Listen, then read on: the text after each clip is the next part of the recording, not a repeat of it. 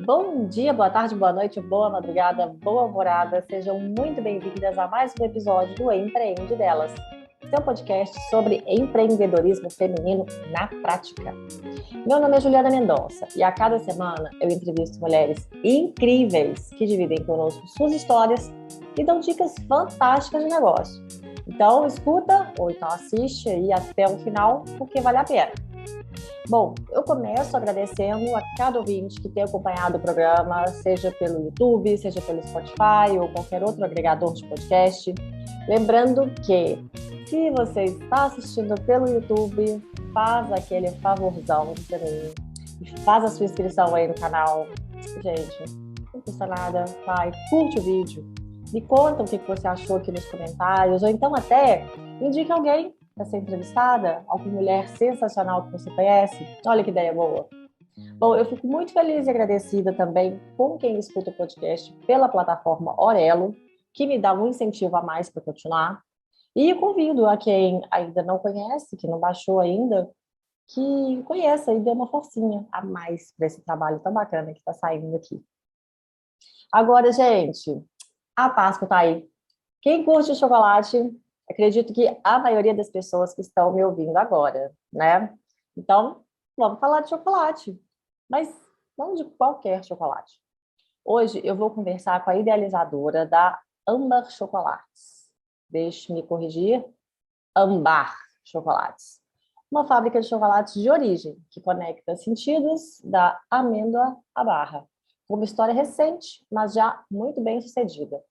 A Helena é uma empreendedora inspiradora, planejadora e executora ao mesmo tempo. Ela é sócia fundadora da empresa e está à frente da produção por lá também.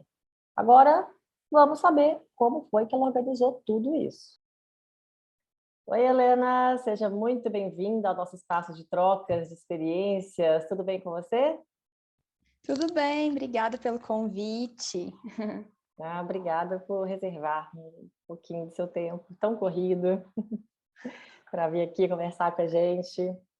Então, comecemos. Vamos começar falando de você um pouquinho. Então, aquela perguntinha sempre de abertura aqui. Quem é Helena? Defina-se. Eu acho essa pergunta tão difícil, né? Porque é essa pergunta da minha vida. É assim, é o meu autoconhecimento até, enfim, né, de vida mesmo, assim.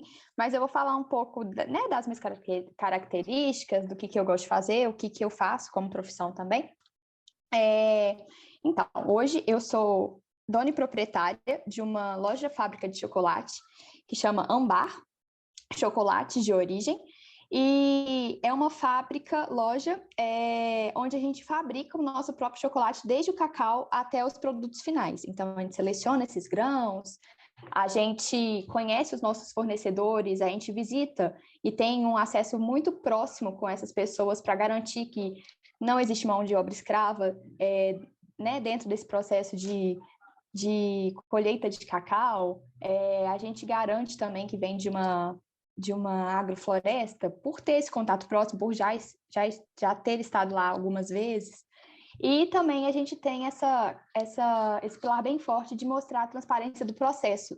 Então, a gente o tempo todo tenta passar informação para os nossos clientes do que é que a gente está fazendo, quais são os ingredientes que a gente está utilizando. Então, bem resumidamente, esse é um resumo do que eu faço e do propósito da nossa, na verdade, porque sou eu e mais algumas pessoas de empresa. Eu iniciei o curso de engenharia ambiental, não terminei porque eu abri a empresa. Eu estou no 9º período de engenharia ambiental ainda, na UFMG, último período, mas faz 3 anos que eu estou no último período porque eu abri a empresa.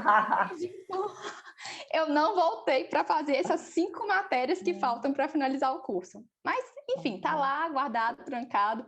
Em algum momento, quando eu achar que a empresa está fluindo, eu finalizo o curso.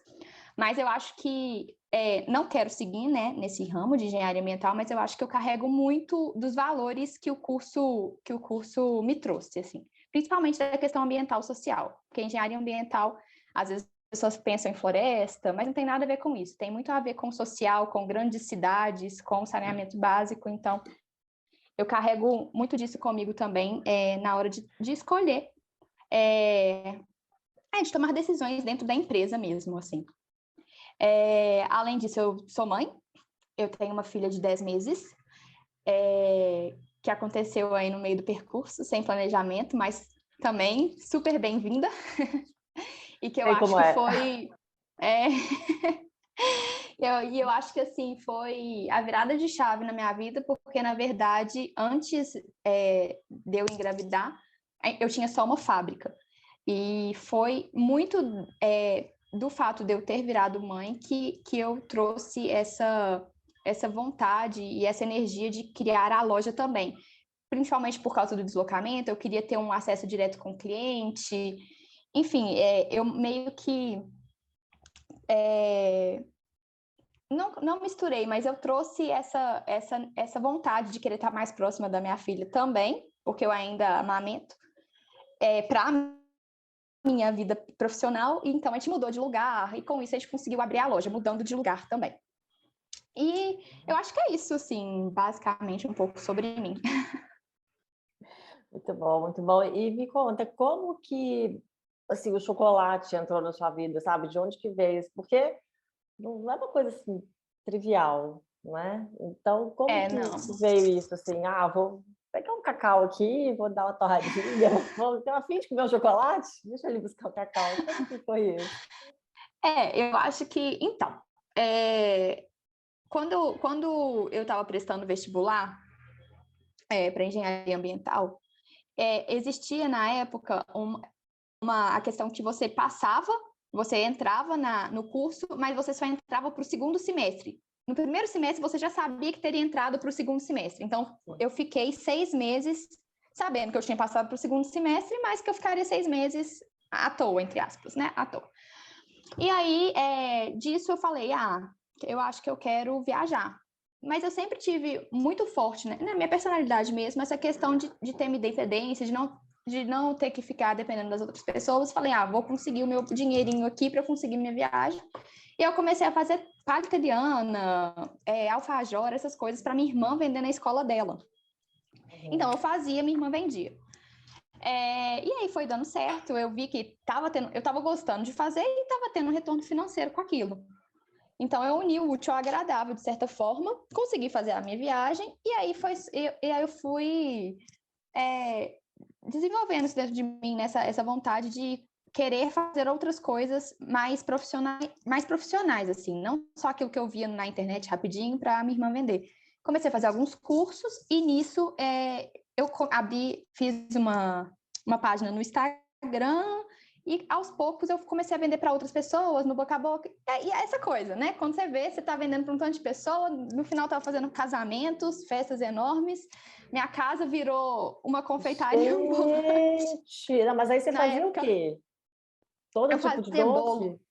bolo bem casado, bombons, docinhos, tudo que você imaginar da festa. Toda a parte de doces eu fazia. E Isso tem quanto chegava Páscoa. tempo? Isso foi em 2013, assim, que eu comecei a fazer. Você estava com quantos anos? Eu estava com 19, 20. E aí, no final, aqui, minha casa realmente... Eu morava na casa dos meus pais. E aí, não tinha mais espaço para ninguém. Ninguém podia comer mais na mesa de jantar, porque não tinha mais mesa. A sala virou estoque de embalagem. Chegava Páscoa, era impossível entrar na cozinha. E aí, eu já tinha essa vontade de ter alguma coisa minha mesmo, né? Disso que eu falei, da minha própria personalidade mesmo, de querer...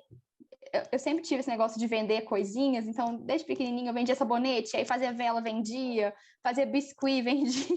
Então, eu sempre tive isso um pouco dentro de mim. E aí, depois de uns 4 ou 5 anos? 4 anos, 5 anos, na verdade. Eu falei, não, agora eu quero fazer alguma coisa minha de verdade mesmo, deixa eu fazer uma coisa séria, para virar uma coisa séria.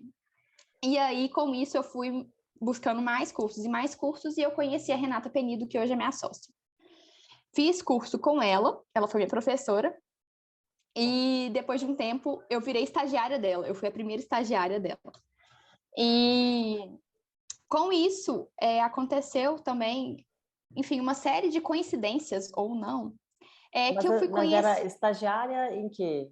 estagiária E no... chocolate. É porque ela é... desculpa, para mim é muito óbvio e as pessoas não sabem, mas a Renata, ela é chocolatier e ela é professora, então ela dá cursos de especialização em chocolate. Mas não é o chocolate Bintubar que fabrica o chocolate, é o manuseio do chocolate. Uhum. Então, eu fiz cursos com ela e tudo mais. Quando eu fui estagiar com ela, na mesma época, eu fui chamada para participar de um programa de confeitaria, que chama Que Seja Doce. Não sei se você já ouviu falar, sim, da sim. GNT. Aí eu fui para São Paulo para participar desse programa, e aí andando na rua, eu conheci numa feira de rua o primeiro chocolate Bintubar que eu vi na vida, que foi o da Luísa Abram. E na hora que eu vi aquilo, eu fiquei encantada, né, com aquela história. Comprei toda a linha que tinha lá disponível, experimentei, fiquei completamente encantada. Falei, gente, isso é muito diferente. Eu nunca vi nada disso. O Brasil não tem isso, né? Ou pelo menos não tem isso. Me situa do tempo de novo. Aí isso foi quando? Que Isso ano? foi em 2018. 2018. Tá. Uhum. 2018. E aí foi a primeira vez que eu tive contato com o chocolate Bintubar. E aí, quando eu voltei para Renata, que eu ia começar o estágio com ela, eu voltei com esse chocolate da Luísa Abram e falei, Renata, olha isso. É um chocolate que ela faz com cacau selvagem da Amazônia. Olha que coisa incrível. Aí a Renata, Helena, você não sabe, eu acabei de ganhar de presente do melhor cara lá da Bahia, cacau. Vamos tentar fazer? Vamos tentar fazer. Aí a gente fez nós duas os nossos primeiros chocolates juntas. Foi um super trampo, mas deu certo. E aí, a partir disso, eu falei, é isso, assim, eu me encantei com aquele processo, eu já sabia que era uma coisa super nova aqui no Brasil, então eu falei, é isso que eu quero, eu gosto de mexer com chocolate, eu me encantei pelo processo, eu quero me especializar nisso, e aí, a partir daí, eu comecei a fazer meu plano de negócio. Eu fiquei aí aproximadamente 1 ano fazendo um plano de negócio, estudando sobre o Bintubar. Então eu viajei para a Bahia, viajei para a Amazônia para conhecer os processos de perto, conhecer as pessoas, fazer o contato com as pessoas que já trabalhavam com isso. Fui para São Paulo, fui para outras várias cidades, enquanto eu fazia esse plano de negócio. E aí em 2019 ele ficou pronto, e aí eu falei, agora é hora de tirar do papel. E aí foi quando eu fui atrás de pessoas para entrar com capital, porque além disso eu precisava do capital para abrir a empresa também. Mas com o plano de negócio tudo fica muito mais fácil. E aí, a partir disso, no final de 2019, a gente abriu a nossa fábrica lá em Nova Lima, no Jardim Canadá.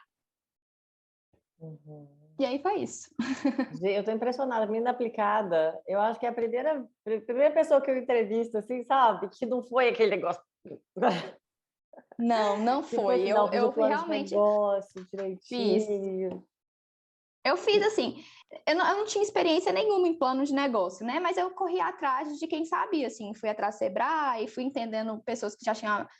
Eu tenho pessoas próximas que já passaram por essa abertura, enfim, eu fui me amparando dessa forma e pegando informação. Fiz um plano de negócio que hoje, se eu leio ele, eu acho super amador, mas que foi suficiente para eu conseguir o que eu precisava e para eu conseguir uma base para iniciar mesmo.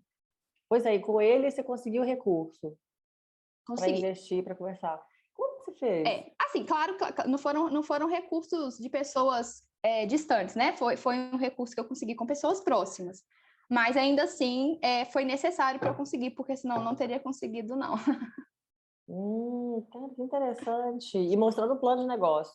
Chegava com o plano, Sim. falava, vai ser isso. Olha só, muito legal. Inclusive, eu falo que essa foi uma das maiores dificuldades, assim, para mim, que foi a questão de encontrar o recurso, né? De você apresentar o seu projeto com aquele super medo de escutar vários não, né? Não, sua ideia imagina, tudo que você pensa é, nossa, eu vou mostrar, a pessoa vai achar que eu sou uma lunática, ou a pessoa vai achar que, sei lá, né? Que coisa, sei lá, entre a retardada que você está fazendo, enfim.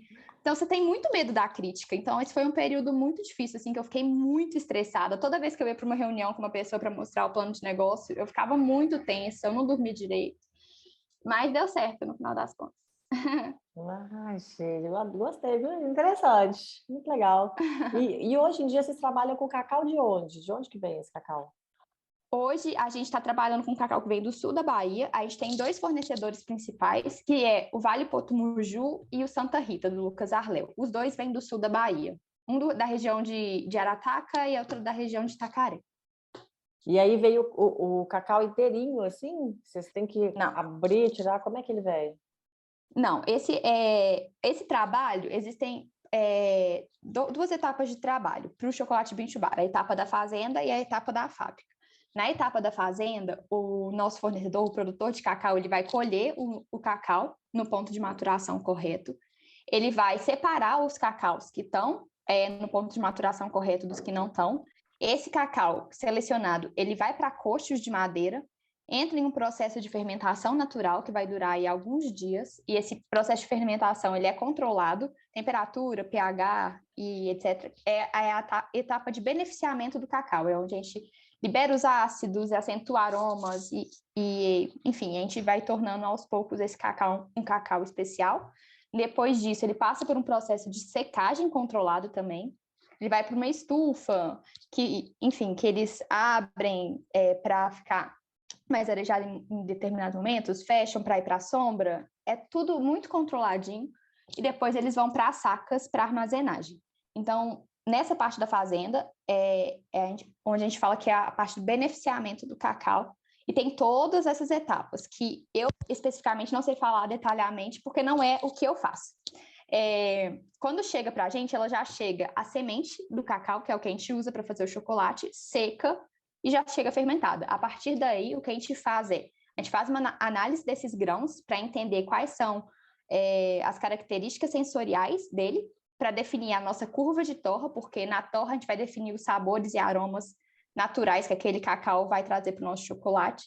A gente faz a torra desse cacau, depois disso a gente quebra o cacau, separa as cascas dessa semente do nibs de cacau, que é o que a gente usa para fazer o chocolate, cria as nossas receitas, coloca na melanger, que é a máquina que faz o processamento do cacau, e a partir daí faz as etapas de cristalização do cacau. Então faz a temperagem, informa, depois embala.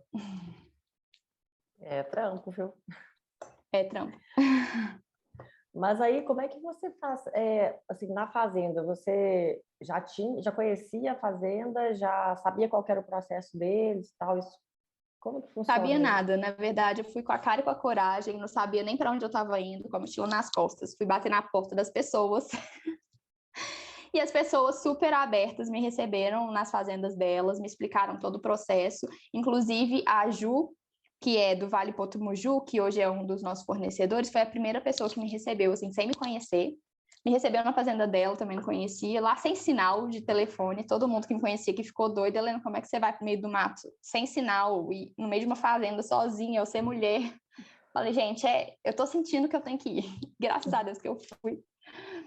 E aí, eles me explicaram, me mostraram. Então, todo o conhecimento que eu tenho sobre essa parte da fazenda vem de pessoas que trabalham na fazenda mesmo. Então, nessas viagens que a gente faz, é onde a gente troca informação sobre esse processo. E é onde a gente enxerga, a gente participa um pouco do processo para conhecer, porque a gente participando um pouco fica muito mais fácil da gente entender também. Uhum. Mas esse cacau é o mesmo cacau que vai para a fábrica grande, assim?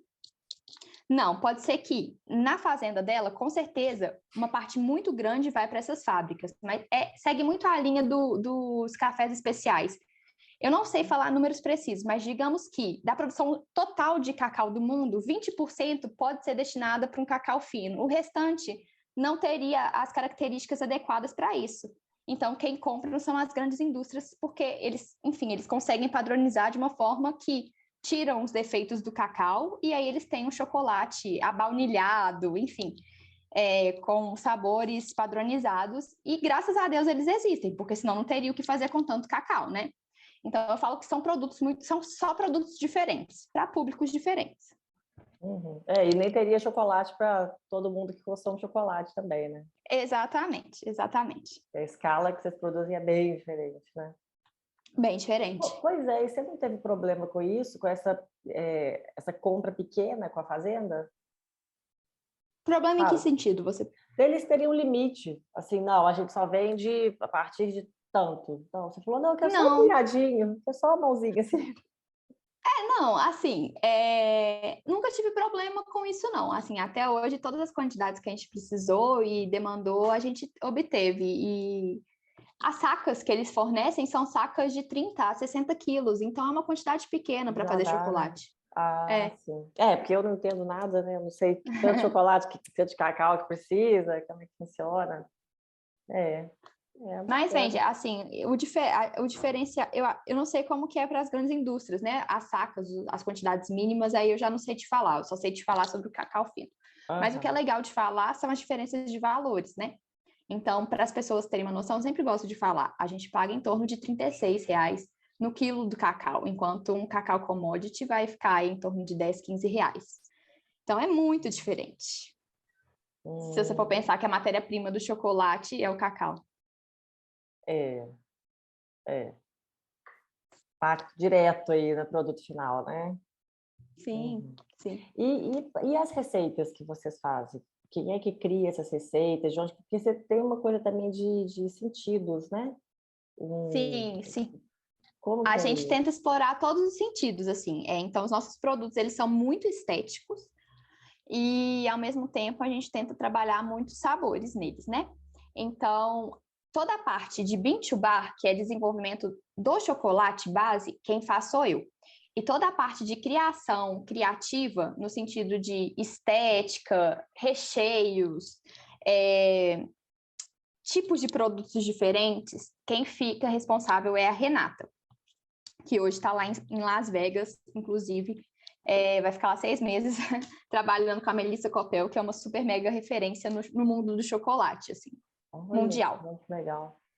Aham. Então, essa parte diferentona que eu falo assim, quem tem a técnica é a Renata. E Aham. as formulações do chocolate, quem faz sou eu. Bacana. E aí, como é que entra aí essa parte sensorial? Entra no visual, entra nos ingredientes, vocês têm, por exemplo, aquela coisa de ingrediente local também, de valorizar? Como que é? Sim, a gente tem linhas que tentam trazer a questão da valorização do terroir do cacau, então linhas que trabalham chocolate por si só, né, com intensidades diferentes, para a pessoa conseguir tentar começar a adequar o paladar para conseguir sentir o sensorial de notas, aromas, que é aquilo que a gente sempre fala, você sentindo o aroma disso, nota daquilo, que as pessoas às vezes põem na boca e falam, nossa, essa pessoa está viajando, não existe nada disso.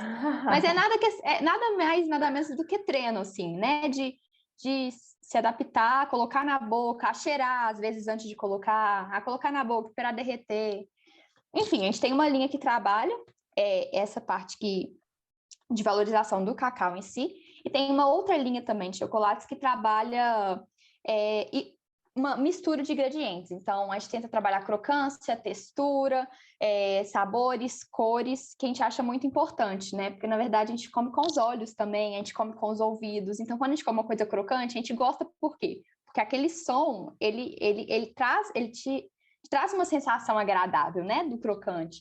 A mesma coisa quando você vê uma coisa colorida, assim, isso te chama atenção. Se você vê um chocolate e de repente o chocolate é colorido, opa, tem uma coisa diferente aqui, o que é isso? Então, são coisas que a gente gosta muito de trabalhar, assim, nos nossos produtos. Muito bom, muito bom. E que eu queria saber também da loja nova, que vocês inauguraram tem 1 ou 2 semanas?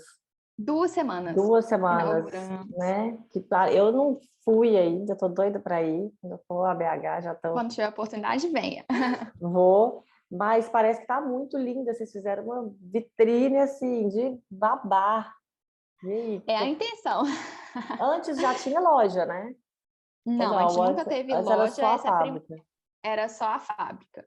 E Tá. aí, junto com a consolidação da marca, veio essa necessidade, assim, dos nossos clientes de ter o contato com os produtos, porque, de novo, eles são muito visuais, são presentes, as pessoas querem ver de perto, elas querem experimentar.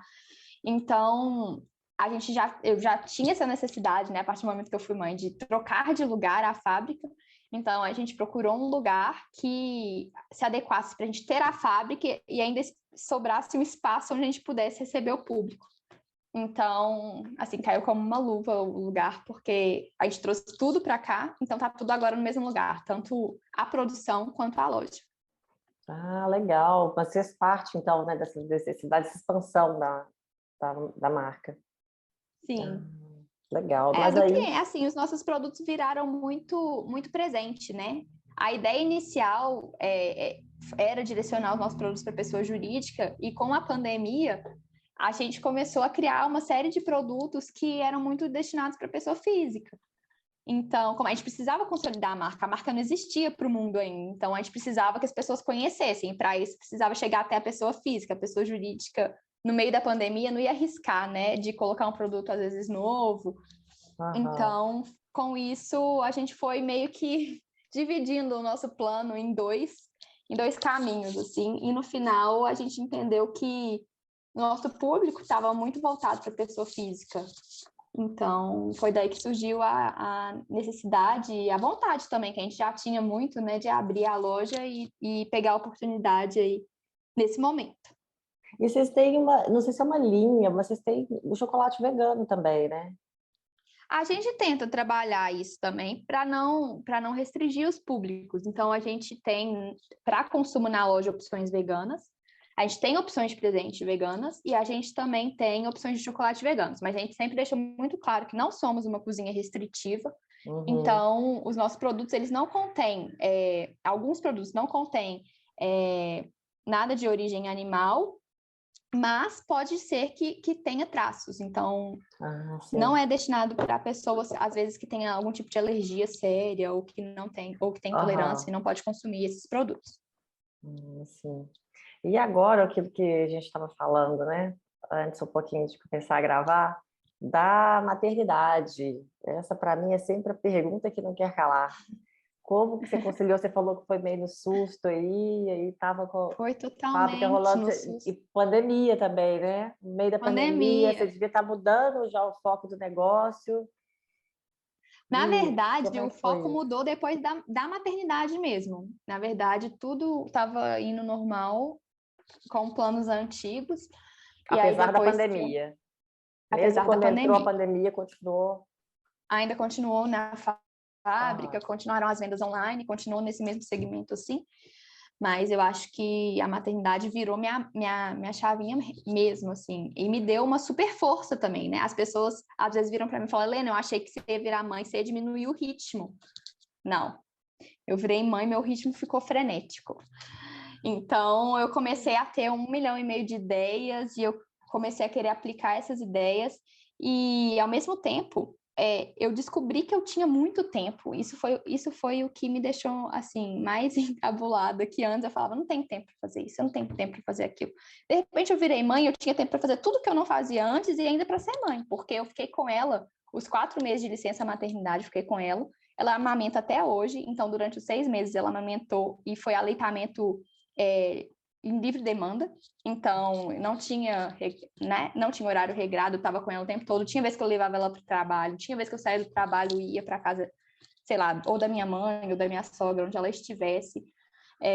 Tinha vez que eu não ia para o trabalho para ficar com ela e eu colocava outra pessoa no meu lugar para ficar no trabalho.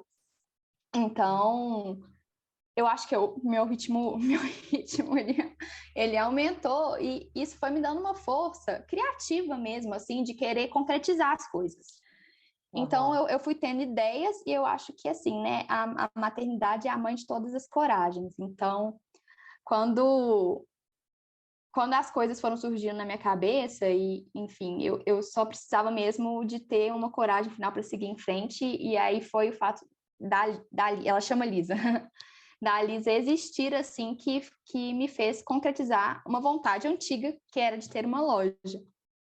E aí, no meio dessa bagunça mesmo, de maternidade, e não só isso, eu mudei de casa também. Então, eu tive mudança de casa, reforma de casa no meio do caminho, mudança de fábrica, reforma de fábrica no meio do caminho, e ao mesmo tempo, mãe. Mas deu Nossa, tudo certo. Então, tempo a gente tem. a gente faz, né? É isso. É tudo questão de É, organização. é E tudo questão prioridades, de claro. prioridade. Eu ia falar da prioridade. Quando alguém fala assim, É, não tem tempo para isso, tempo tem. O negócio é a tempo tem. prioridade, né? É isso, é isso. Então, assim, eu acho que foi muito positivo a maternidade na minha vida, muito mesmo. E ainda Ainda veio a é. loja no meio, Mas eu também acho que a maternidade dá uma, né, E no traz uma começo. maturidade também, né? Assim, eu acho que traz maturidade, traz responsabilidade, que são coisas muito importantes também na abertura de uma empresa, na concretização de coisas dentro de uma empresa, assim, e na vida, né? Então, eu acho que foi bem positivo. Eu acho que com a maternidade a gente aprende a se organizar na marra. É. Eu aprendi, porque se não se organiza, aí não sai A gente nada. aprende a ter paciência, a gente aprende a entender que às vezes não é no nosso tempo, que às vezes é no tempo do outro. A gente aprende a ter empatia, né? É. É tanto aprendizado que é até difícil. A maternidade é um outro assunto que se deixar eu falo o dia inteiro. E eu acho que a gente aprende também que a gente não está tão no controle assim quanto a gente acha É, várias vezes. Que as coisas exatamente. vão sair do controle e você vai ter que se virar nos 30 ali, se organizar, É, reajeitar as coisas para fazer dar certo, né? exatamente. Pois é. Exatamente. E aí no meio também, você ainda, junto com a maternidade, vocês ainda abriram a loja e loja assim, junto com a Páscoa, né? Junto com a Seria Páscoa. Junto com total. a Páscoa. É, mas deu certo. A ideia era abrir antes da Páscoa mesmo, para a gente já ter um espaço físico na Páscoa. Então, isso foi super positivo, assim. O legal é que a gente atrasou uma semana do meu planejamento, graças a Deus. Então, foi bem dentro do planejado, assim, não dá nem para reclamar. A obra deu certinho, correu no tempo certo e tá indo bem legal. Você tá boa de planejar e de executar também, viu? Estou gostando de ver. Eu sou, Tá de eu sou, eu parabéns. sou a louca do planejamento, tenho que falar. O Vitor, meu companheiro, de vez em quando ele fala, ele, sei lá, hoje, por exemplo, ele virou para mim e falou assim: Nossa, a gente tá precisando trocar a roda do carro, será que você não pode levar hoje à tarde? Eu falei: Não, Vitor, à tarde eu já planejei, já tá na minha agenda que eu tenho que fazer isso. Ele: Nossa, Helena, não precisa ser tudo assim, assim, assim.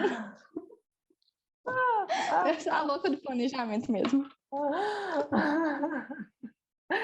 Boa, Falei: Tá boa. bom, eu ponho na minha agenda aqui, Vou abrir um levar o carro, espacinho. trocar o pneu. Eu vou me planejar para isso, né? Foi o que eu falei. Eu falei, Vou nossa, não dá pra... Eu posso pôr na acrescentar. semana que vem que eu coloque alguma data específica, mas no dia, você quer que eu replaneje meu dia?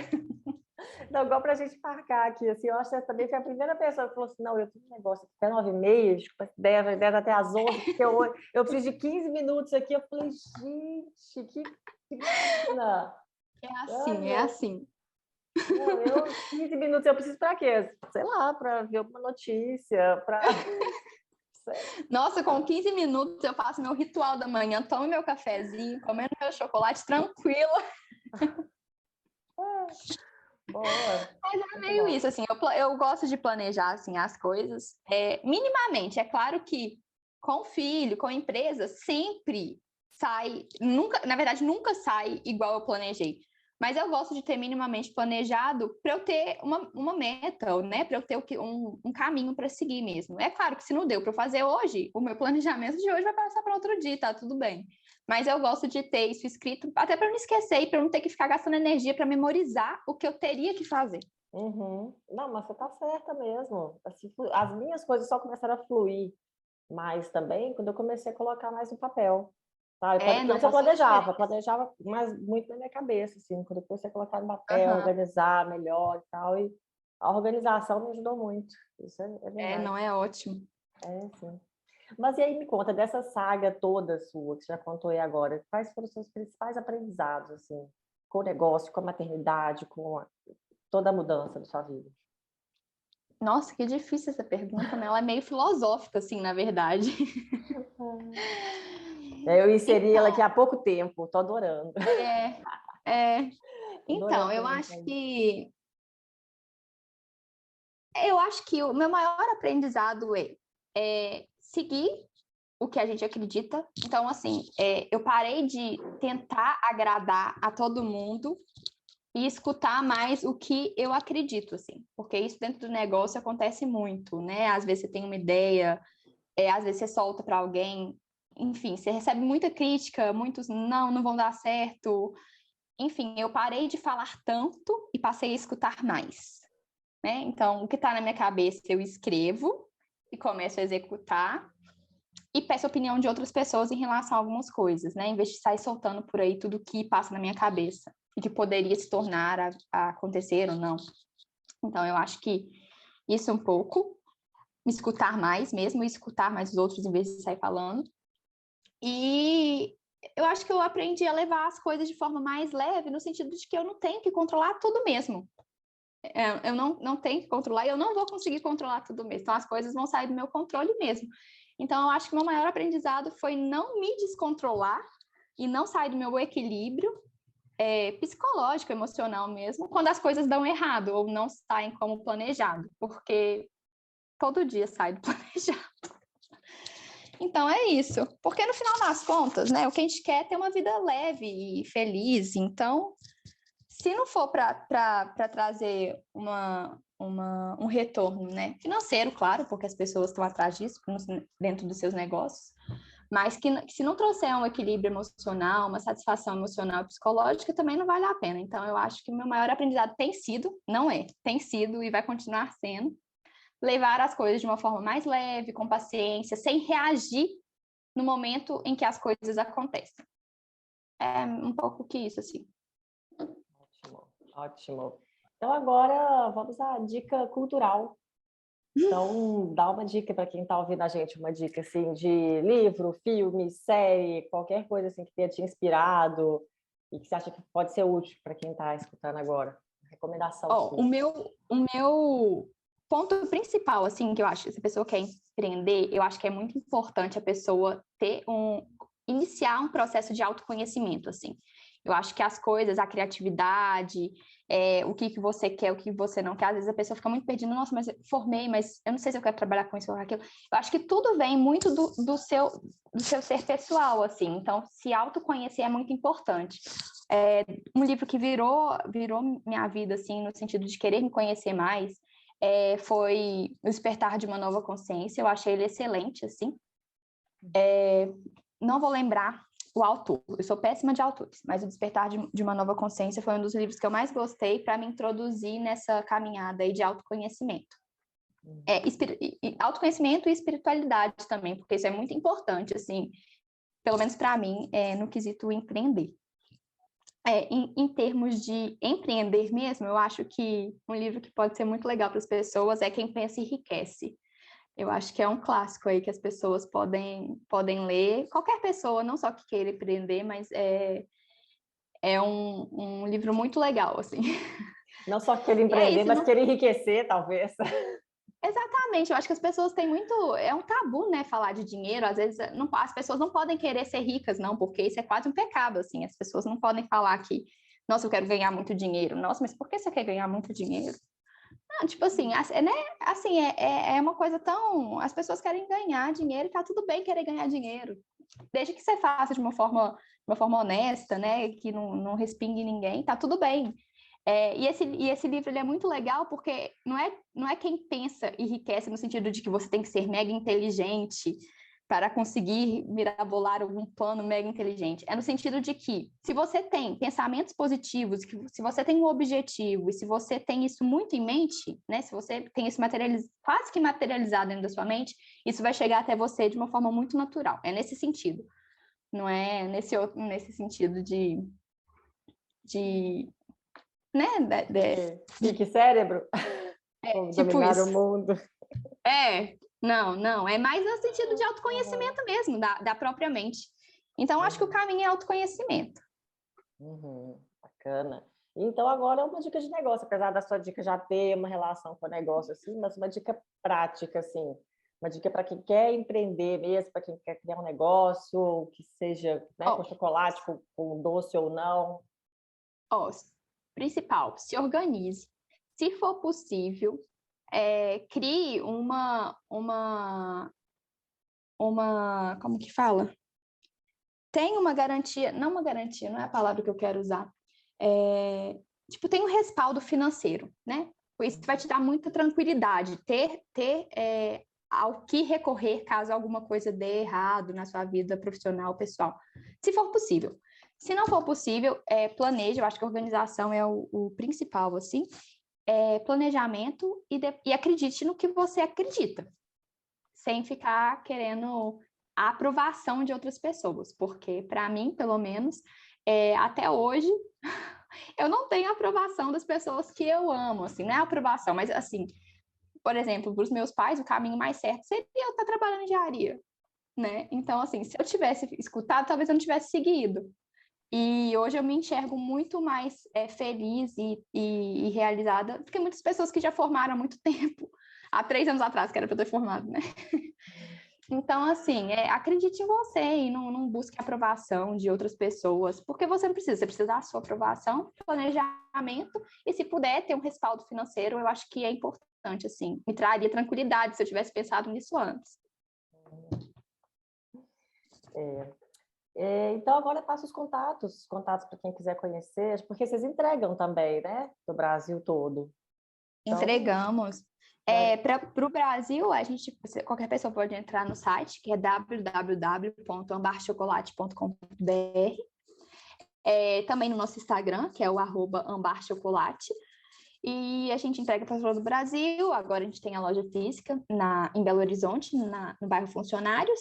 E temos produtos personalizados também. Tudo lá explicadinho no site e no Instagram.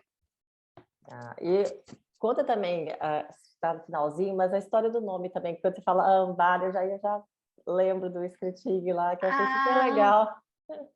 Então, aconteceu o Ambar, chama Ambar, é um nome inventado. Muitas pessoas falam Amba, e aí a gente fala, não, é Ambar, porque eu Ambar falava. é uma palavra... porque é a tendência, né? Já, uma vez que Ambar é uma palavra inventada, ela não existe. Então, o cérebro da pessoa logo já pensa em âmbar, mesmo que não tenha um acento.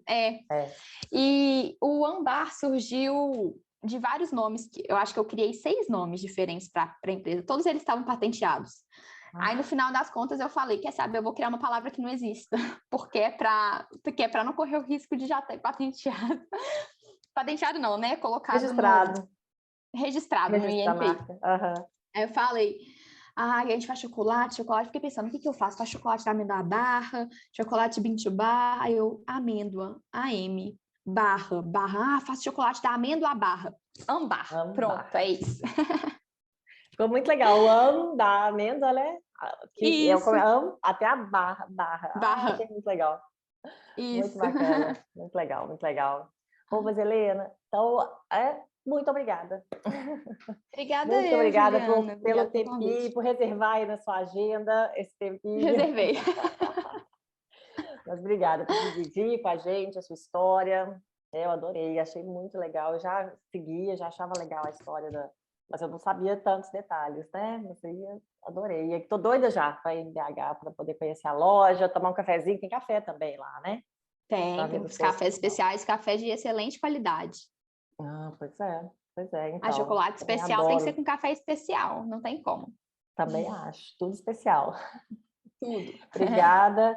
E boa Páscoa, obrigada. Né? Agora já está obrigada. Páscoa. Então, já estamos aqui, ó, na produção a 1000. Pois é. Obrigada. Então, mas então tá, joia. Então tá, te até a próxima. espero na nossa loja, hein? Vou chegar lá, pode deixar que eu vou assim. Obrigada, beijo. Um beijo. Gente, muito obrigada também a você que está aí até agora, que me escutou aqui até esse finalzinho de episódio. Agora, se você gostou, indica para alguém, manda lá no grupo do Zap, manda para as amigas. Se não achou legal também, manda também, não tem problema. Vai que a outra pessoa gosta. Mas o que interessa aqui é contar para todo mundo. Tá? Pode compartilhar nas redes sociais, porque é assim que a gente cresce, gente. É assim que a gente chega em cada vez mais pessoas e leva inspiração, leva motivação e leva conhecimento também, né? Por que não? E enquanto eu não volto com a nossa próxima convidada, também pode seguir a gente lá no Instagram ou no Facebook, é o @empreendedelas. Tá? Você também pode acessar o site. Lá também tem mais informações interessantes, principalmente do blog. Você pode acessar empreendedelas.com.br. E se quiser mandar algum recado, indicar alguém, conversar fiado, pode mandar um e-mail para o contato @empreendedelas.com.br. Bom, e eu fico por aqui. Te espero no próximo episódio com mais uma história inspiradora. E vamos que vamos, né, gente? Vamos seguindo, porque para a gente empreender nesse mercado, a gente tem que ter peito. Até a próxima!